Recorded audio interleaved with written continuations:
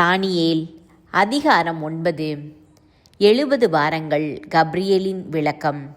பிறப்பினால் மேதியனாகிய அகஸ்வேரின் மகன் தாரியு கல்தேய நாட்டின் அரசனாகி ஆட்சி புரிந்த முதல் ஆண்டு. அவனது முதல் ஆட்சியாண்டில் தானியேலாகிய நான் எருசலேம் பாழ்நிலையில் கிடக்கும் காலம் எரேமியா இறைவாக்கினருக்கு ஆண்டவர் உரைத்தபடி 70 ஆண்டுகள் ஆகும் என்று நூலிலிருந்து படித்தறிந்தேன். நான் நோன்பிருந்து சாக்கு உடை அணிந்து சாம்பலில் அமர்ந்து என் தலைவராகிய கடவுளிடம் திரும்பி மன்றாடி வேண்டிக் கொண்டேன். என் கடவுளாகிய ஆண்டவர் முன் என் பாவங்களை அறிக்கையிட்டு நான் மன்றாடியது: என் தலைவரே, நீர் மாட்சிமை மிக்க அஞ்சுதற்குரிய இறைவன். மீது அன்பு கொண்டு கட்டளைகளின்படி நடப்பவர்களுடன் நீர் செய்து கொண்ட உடன்படிக்கையை காத்து அவர்களுக்கு பேரன்பு காட்டுகின்றீர். நாங்கள் பாவம் செய்தோம், வழி தவறி நடந்தோம், பொல்லாதவர்களாய் வாழ்ந்து உம்மை எதிர்த்து நின்றோம். கட்டளைகளையும் நீதி நெறிகளையும் கைவிட்டோம். எங்களுடைய அரசர்கள், தலைவர்கள், தந்தையர்கள், நாட்டிலுள்ள மக்கள் அனைவருக்கும் இறைவாக்கினர்களாகிய ஊழியர்கள் உமது பெயரால் பேசியதற்கு நாங்கள் செவி கொடுக்கவில்லை. என் தலைவரே, நீதி உமக்கு உரியது, எமக்கோ இன்று வரை கிடைத்துள்ளது அவமானமே.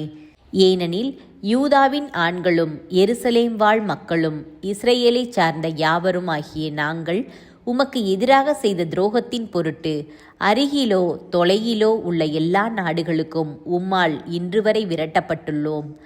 ஆம் ஆண்டவரே, அவமானமே எங்களுக்கும் எங்கள் அரசர்களுக்கும் தலைவர்களுக்கும் தந்தையர்களுக்கும் கிடைத்துள்ளது. ஏனெனில் நாங்கள் உமக்கு எதிராக பாவம் செய்தோம். எங்கள் தலைவரும் கடவுளுமாகிய உம்மிடத்தில் இரக்கமும் மன்னிப்பும் உண்டு. நாங்களோ உம்மை எதிர்த்து நின்றோம். எங்கள் கடவுளாகிய ஆண்டவர் தம் ஊழியர்களான இறைவாக்கினர் மூலம் தம் திரு சட்டங்களை அளித்து அவற்றின் வழியில் நடக்குமாறு பணித்தார்.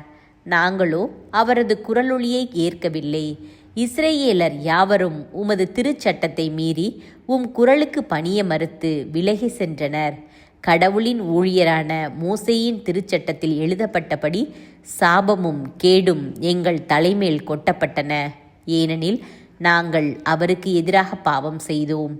எங்களுக்கும் எங்களை ஆண்டு வந்த அரசர்களுக்கும் எதிராக அவர் கூறியதை எங்கள் மீது அவர் சுமத்தியுள்ள பெரும் துன்பத்தின் வழியாய் உறுதிப்படுத்தியுள்ளார்.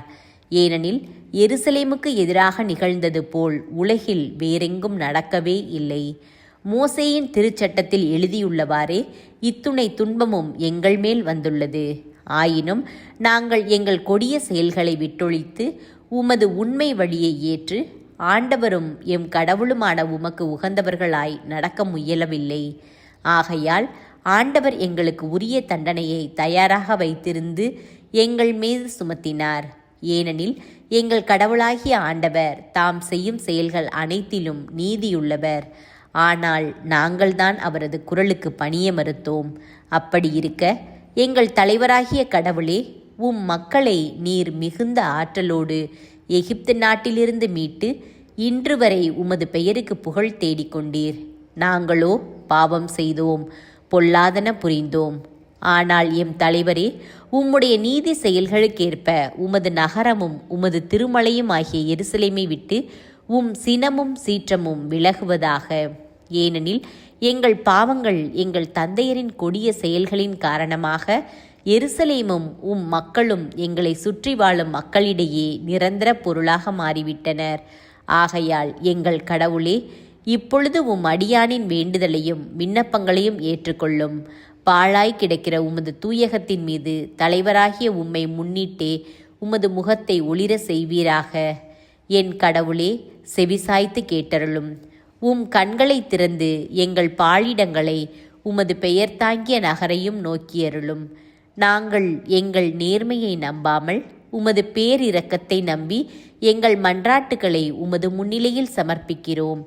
என் தலைவரே கேளும். என் தலைவரே மன்னித்தருளும். என் தலைவரே செவி கொடுத்து செயலாற்றும். என் கடவுளே, உம்மை முன்னிட்டு காலம் தாழ்த்தாதேயும். ஏனெனில் உமது நகரமும் மக்களும் உமது பெயரையே தாங்கியுள்ளனர். நான் இவ்வாறு சொல்லி வேண்டிக்கொண்டு என் பாவங்களையும் என் இனத்தாராகிய இஸ்ரேல் மக்களின் பாவங்களையும் அறிக்கையிட்டு என் கடவுளின் திருமலைக்காக என் விண்ணப்பங்களை என் கடவுளாகிய ஆண்டவர் முன் சமர்ப்பித்தேன். இவ்வாறு நான் வேண்டுதல் செய்து கொண்டிருக்கும்போது முதல் காட்சியில் நான் கண்ட கப்ரியேல் என்ற மனிதர் மாலை பழி வேளையில் விரைவாய் பறந்து வந்து என்னை தொட்டு என்னிடம் பின்வருமாறு சொன்னார். தானியேல், உனக்கு விவேகத்தையும் மெய்யுணர்வையும் அளிக்க நான் புறப்பட்டு வந்தேன். நீ வேண்டுதல் செய்ய தொடங்கிய போதே கட்டளை ஒன்று பிறந்தது. நான் அதை உனக்கு தெரிவிக்க வந்தேன். ஏனெனில் நீ மிகுதியான அன்புக்கு உரியவன். ஆதலால் நான் சொல்வதை கவனித்து காட்சியின் உட்பொருளை உணர்ந்து கொள்.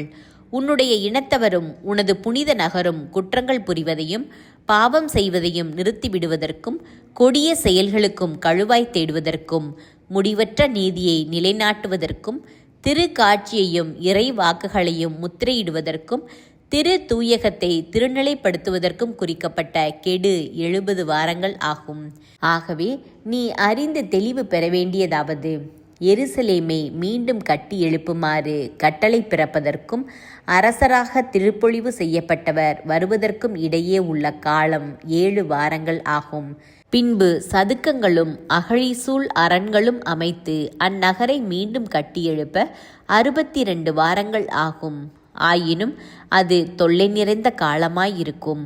அதன் பிறகு திருப்பொழிவு செய்யப்பட்டவர் குற்றமற்றவராயிருந்தும் கொலை செய்யப்படுவார்.